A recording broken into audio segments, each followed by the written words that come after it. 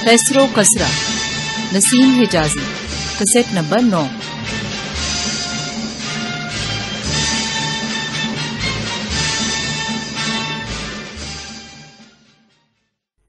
شام کے رومی حاکموں کو مسلمانوں کے خلاف اکسانے کے لیے وہ غسانی رؤسا بھی یکساں بےتاب تھے، جنہیں اسلام کی بڑھتی ہوئی طاقت کا خطرہ اپنی سرحدوں سے زیادہ قریب دکھائی دیتا تھا۔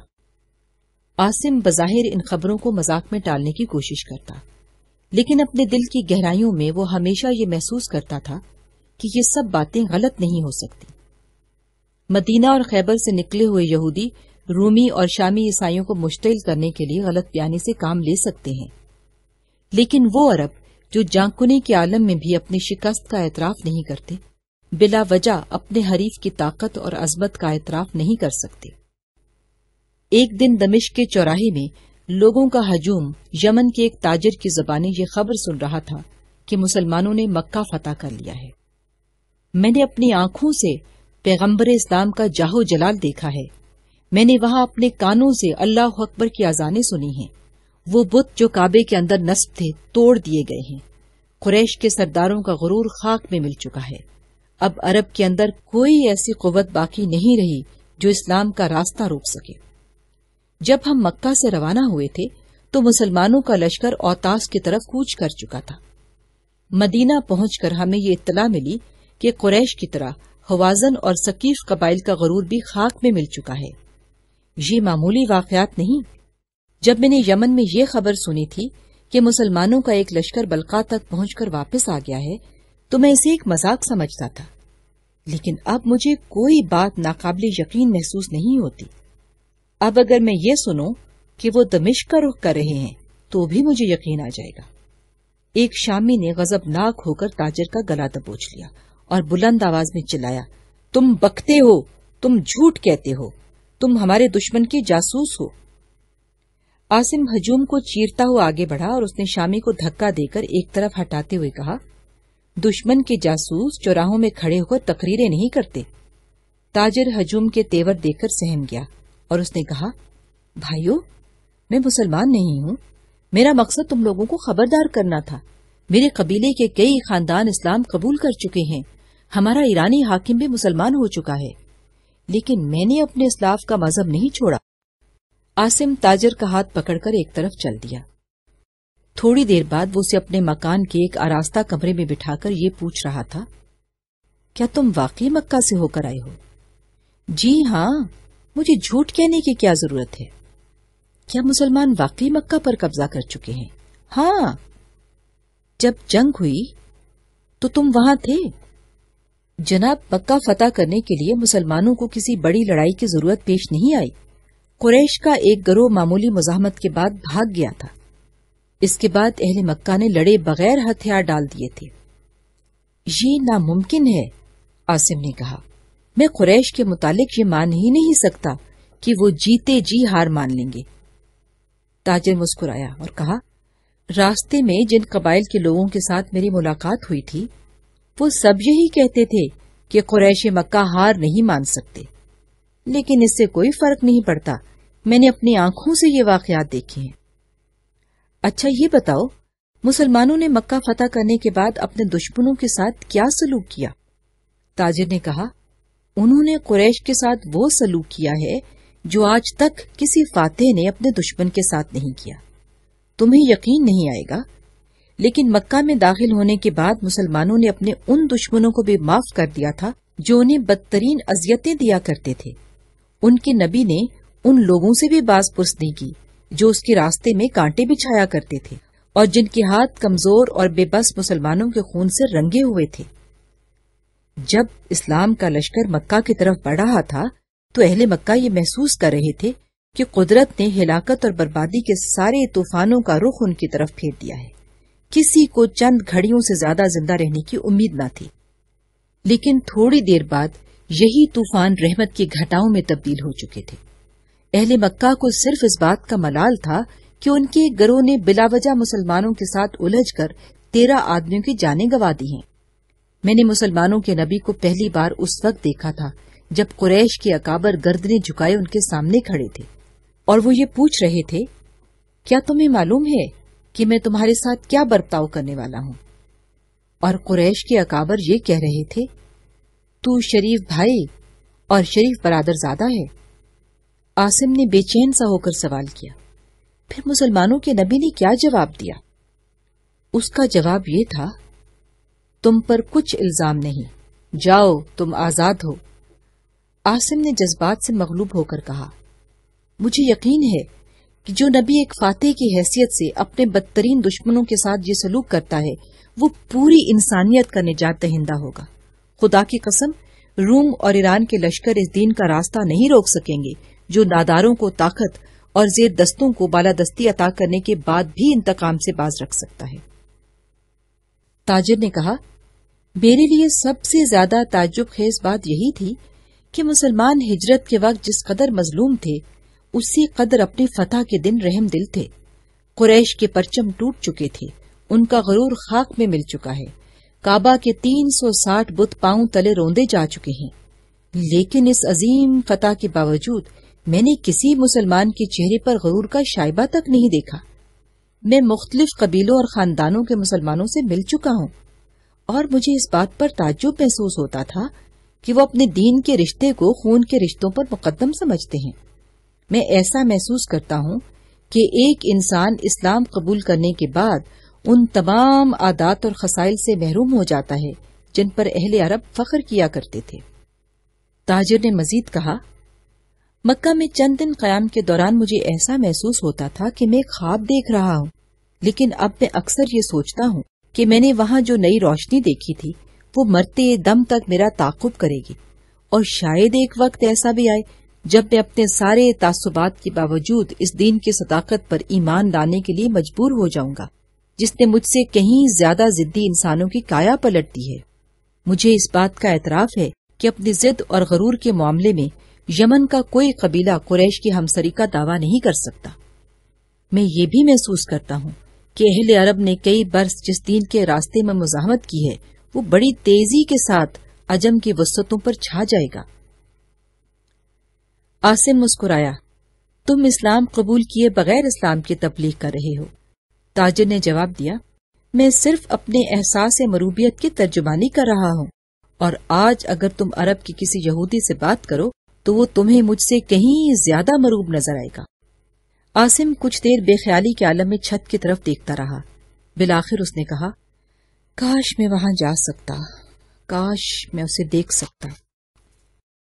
ایک شام عاصم اور فستینہ پائیں باغ میں بیٹھے ہوئے تھے اور ننا یونس پاس ہی ایک چھوٹی سی کمان کے ساتھ تیر اندازی کی مشق کر رہا تھا۔ ایک نوکر بھاگتا ہوا عاصم کے قریب پہنچا اور اس نے ایک خط پیش کرتے ہوئے کہا، جناب یروشلم سے کلاڈیوس کا ایلچی یہ خط لایا ہے۔ عاصم نے خط کھول کر فستینہ کو پیش کر دیا اور اس نے کچھ کہے بغیر پڑھنا شروع کر دیا۔ کلاڈیوس نے لکھا تھا، میرے دوست، مسلمانوں کے عزائم کے متعلق ہمیں جو تازہ اطلاع ملی ہے وہ یہ ہے کہ ان کا نبی 30,000 لشکر کے ساتھ تبوک پہنچ چکا ہے۔ یہ پیش قدمی اس قدر غیر متوقع تھی کہ ہم غسانیوں کی مدد کے لیے کوئی لشکر نہیں بھیج سکے۔ اس لشکر میں 10,000 سوار ہیں، اور ہمیں معلوم ہوا ہے کہ ایلیا کے سردار نے مسلمانوں کی قوت سے مروب ہو کر جزیہ دینا منظور کر لیا ہے۔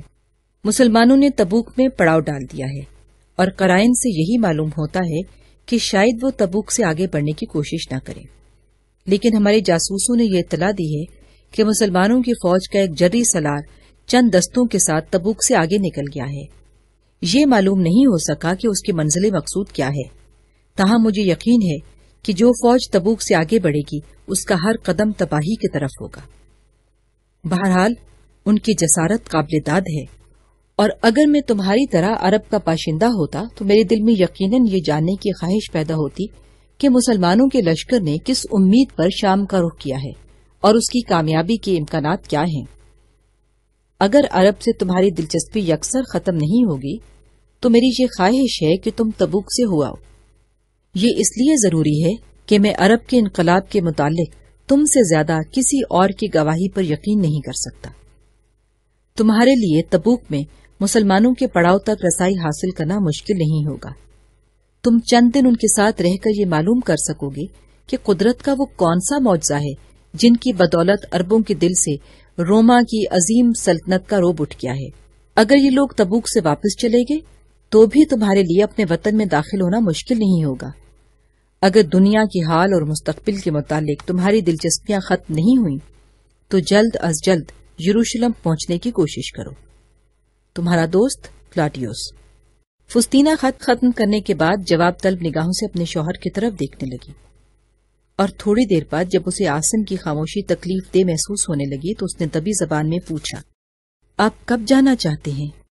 عاصم نے جواب دیا، ابھی میں نے جانے کے متعلق کوئی فیصلہ نہیں کیا، لیکن اگر تم خوشی سے اجازت دے رہی ہو تو میں تمہارا شکر گزار ہوں۔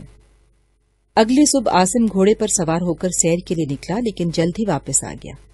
فسطینہ نے اسے دیکھتے ہی پوچھا، آپ اتنی جلدی واپس کیوں آ گئے؟ عاصم نے جواب دیا، میں نے گھر سے نکلتے ہی ایک ناقابل یقین خبر سنی ہے۔ مسلمانوں کی ایک فوج نے اچانک دومت الجندل پر حملہ کر کے وہاں کے سردار عقیدت بن عبد المالک کو گرفتار اور اس کے بھائی کو قتل کر دیا ہے۔ یہ ناممکن ہے۔ میں فوج کے ایک ذمہ دار افسر سے اس خبر کی تصدیق کر چکا ہوں۔ یہ کیسے ہو سکتا ہے؟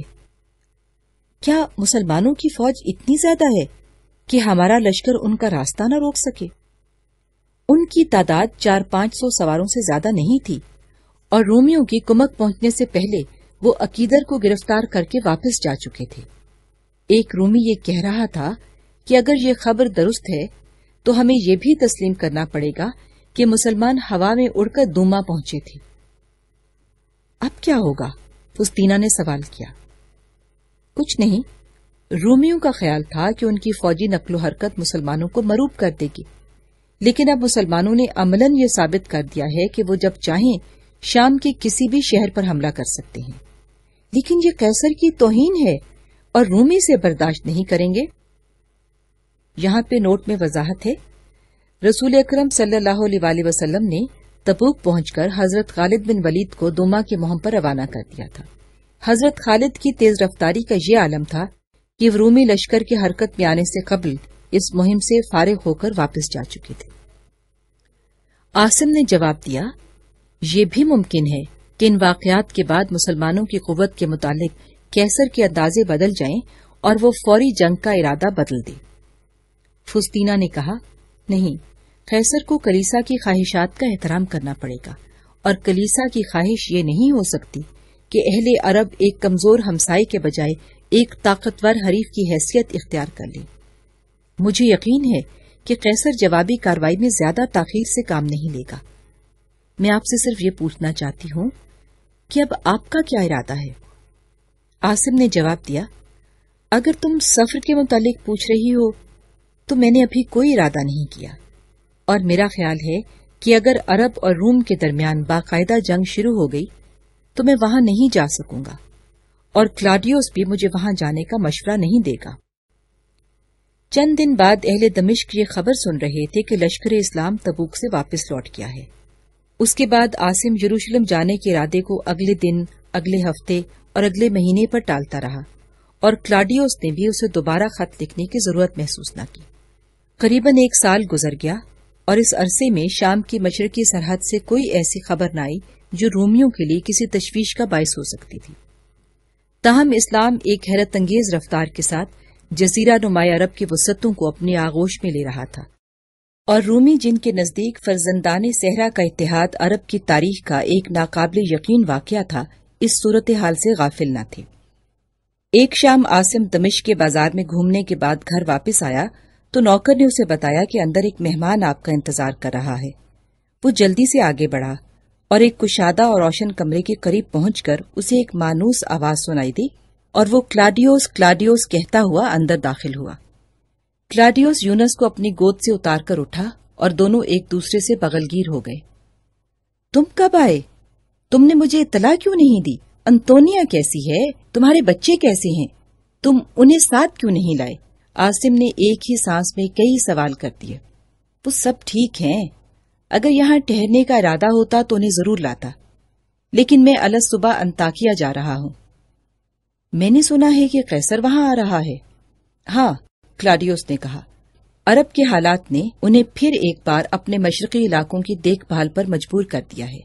میں مسلمانوں کے عزائم کے متعلق کچھ نہیں کہہ سکتا، میں صرف اتنا جانتا ہوں کہ اسلام کے ساتھ عرب میں جو انقلاب رونما ہو رہا ہے وہ انسانی تاریخ کا ایک عظیم ترین معجزہ ہے۔ موتا اور تبوک پر ان کے حملے ہمارے لیے کسی بڑی پریشانی کا باعث نہ تھے، لیکن امن کے چند مہینوں میں عرب کی جو کایا پلٹ ہوئی ہے وہ ہمارے لیے سرحدی لڑائی سے کہیں زیادہ تشویشناک ہے۔ پچھلے سال جب میں نے تمہیں یروشلم آنے اور وہاں سے تبوک یا اس سے آگے اپنے وطن کی سیاحت کی دعوت دی تھی تو مجھے یقین تھا کہ عرب کے تازہ حالات سنتے ہی تم سفر پر آمادہ ہو جاؤ گے۔ میں تمہیں رومی حکومت کے ایک جاسوس کی حیثیت سے نہیں بلکہ ایک ایسے انسان کی حیثیت سے وہاں بھیجنا چاہتا تھا جس کی گواہی پر مجھے یقین آ سکتا تھا۔ موتا اور اس کے بعد تبوک پر مسلمانوں کے حملوں کی نسبت میرے لیے یہ بات کہیں زیادہ اہم تھی کہ اسلام نے شراب، جوئے اور سود کو حرام قرار دیا ہے، اور اس کے باوجود عرب جوق در جوق یہ دین قبول کر رہے ہیں۔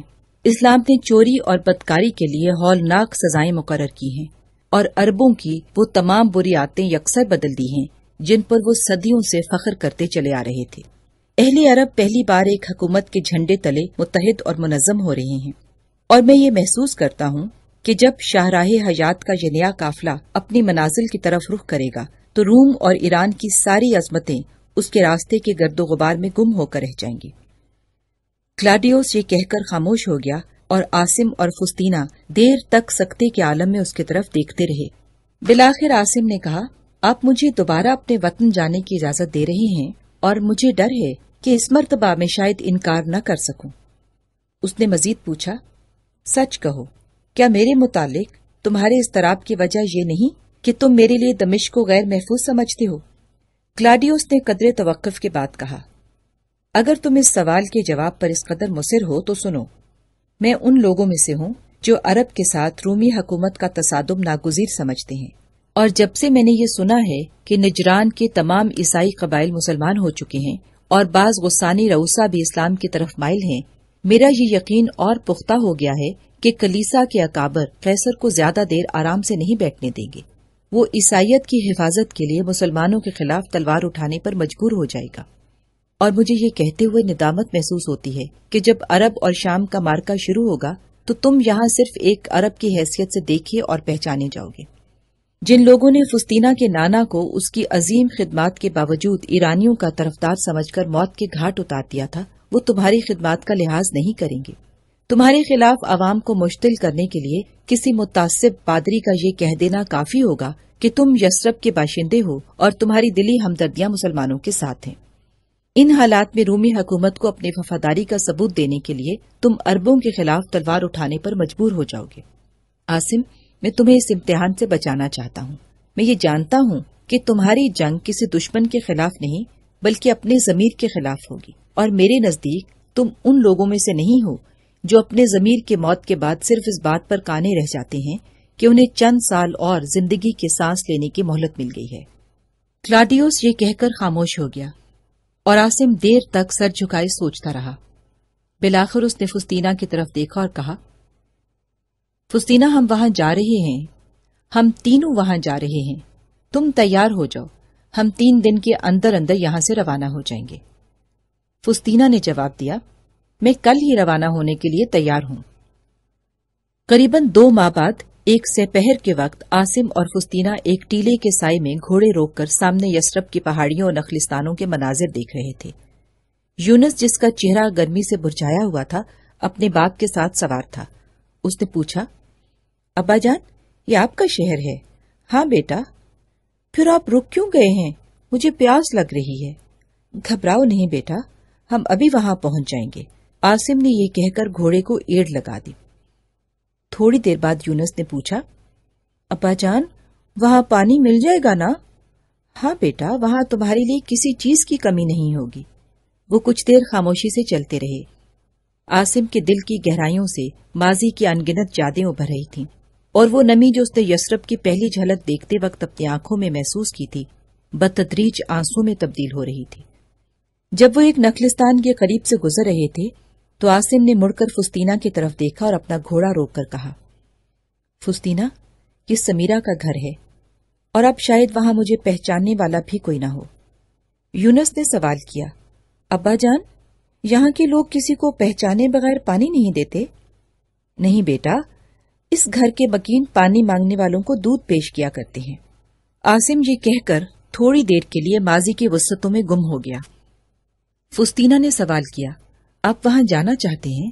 عاصم نے جواب دیا، ہاں، یہ گھر میرے لیے اپنے گھر سے کم اہمیت نہیں رکھتا، اور نعمان کا حال معلوم کیے بغیر یہاں سے گزر جانا مجھے کافی صبر آزما معلوم ہوتا ہے۔ ابا جان، نعمان کون ہے؟ یونس نے سوال کیا۔ وہ میرا دوست تھا بیٹا۔ تو پھر آپ میرے لیے پانی کیوں نہیں منگواتے؟ ایک لڑکا جس کی عمر 10 سال کے لگ بھگ معلوم ہوتی تھی باغ سے نمودار ہوا اور اس نے کہا، آپ کو پانی چاہیے؟ ہاں، عاصم نے جواب دیا۔ تم اس گھر میں رہتے ہو؟ جی ہاں۔ تمہارا نام کیا ہے؟ میرا نام عبداللہ ہے۔ تم نعمان کو جانتے ہو؟ وہ میرے ابا جان ہیں، آئیے اندر آئیے۔ عبداللہ نے یہ کہہ کر عاصم کے گھوڑے کی باگ پکڑ لی۔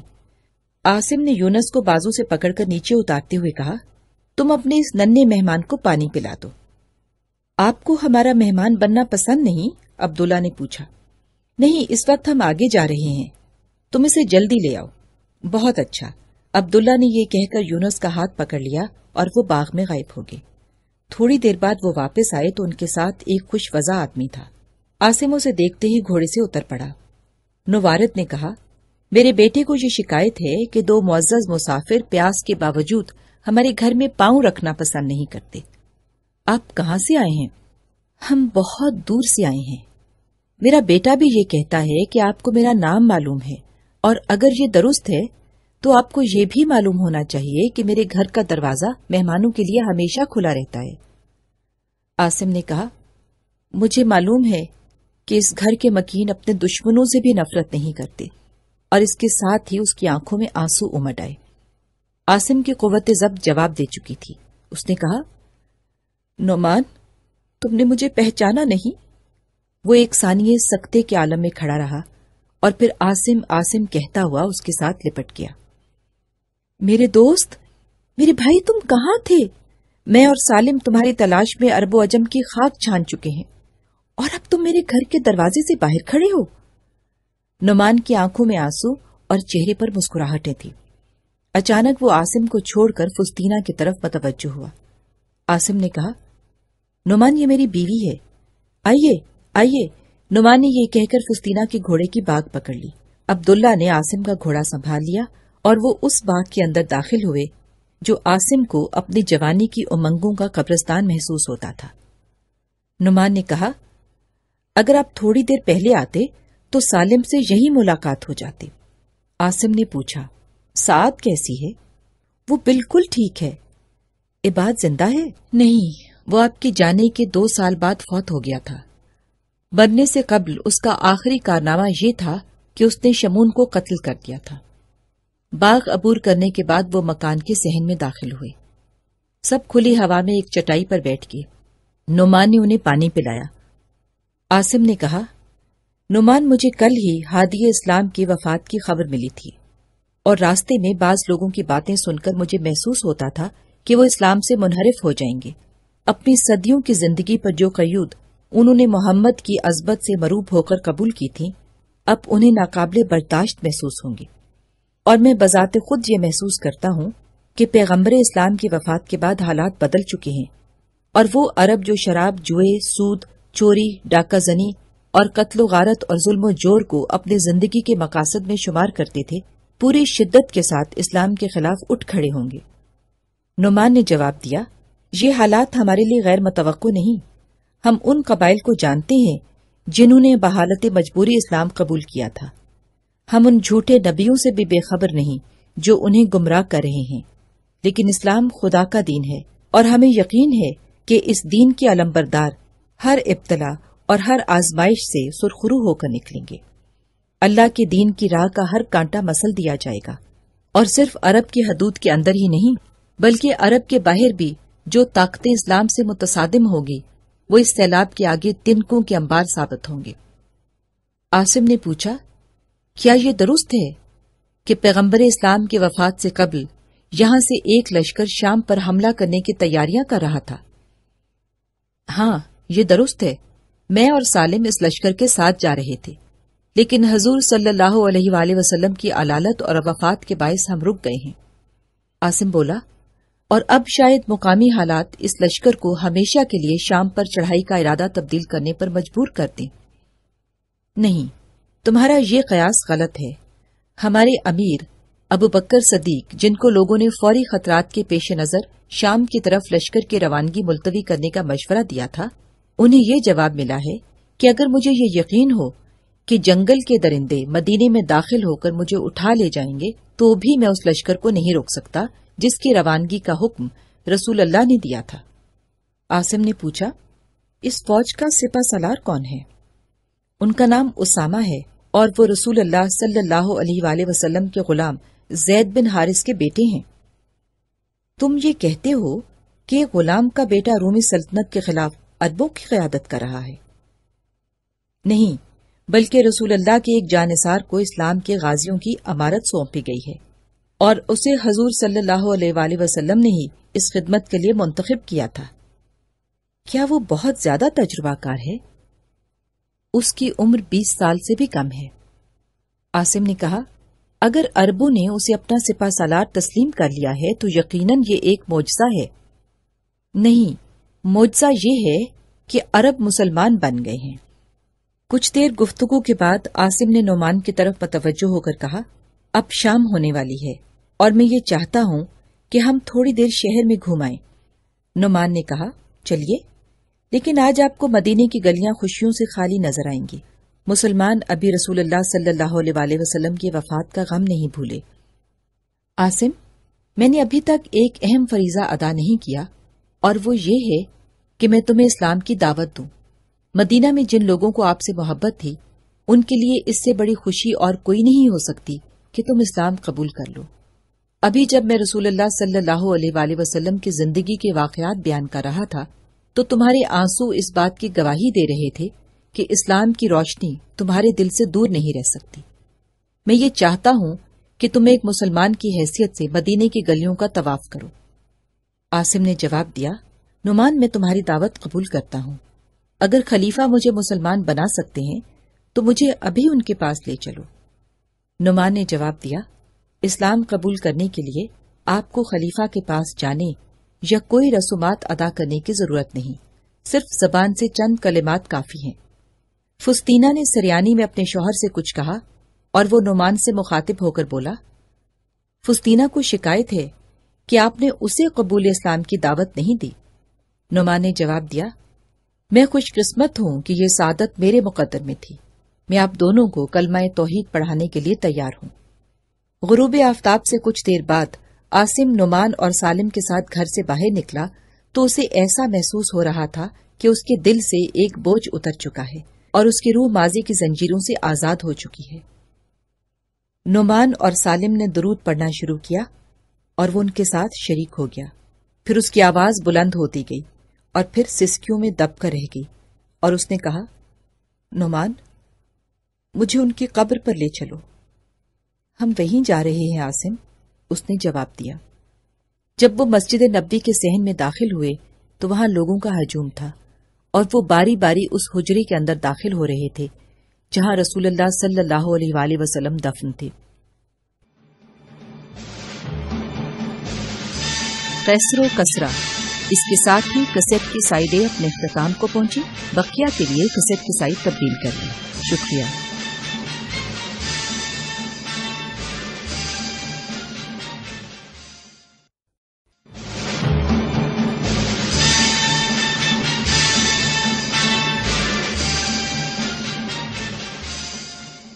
کچھ دیر انتظار کرنے کے بعد عاصم اور اس کے ساتھیوں کی باری آئی اور وہ اندر داخل ہوئے۔ یہ حجرہ چراغوں سے روشن تھا اور لوگ ہاتھ اٹھا کر دعا مانگ رہے تھے۔ نعمان اور سالم کی تقلید میں عاصم نے بھی ہاتھ اٹھائے، لیکن کچھ دیر دعا کے لیے کوئی موزوں الفاظ اس کے ہونٹوں پر نہ آ سکے۔ بالآخر اس نے کہا، میرے آقا، تیری قبر پر خدا کی رحمتوں کی بارش ہو۔ میرے آقا، میں بہت دیر سے آیا، کاش میں تجھے ایک بار دیکھ سکتا، لیکن اپنی تمام کوتاہیوں کے باوجود میں تیرے اللہ کی رحمت کا طلبگار ہوں۔ پھر اس کی آواز بیٹھ گئی اور اس کی آنکھوں سے آنسو امڈ آئے، اور یہ آنسو ایک فرد کے بجائے ان لاتعداد انسانوں کے جذبہ تشکر کی ترجمانی کر رہے تھے جنہیں رحمت للعالمین نے زندگی کی حقیقی مسرتوں سے آشنا کیا تھا۔ تیسرے دن عاصم مدینہ سے 1 کوس دور جرف کے مقام پر اس لشکر کی روانگی کا روح پرور نظارہ دیکھ رہا تھا جسے توحید کا پرچم عرب کی سرحدوں سے آگے لے جانے کی سعادت عطا ہوئی تھی۔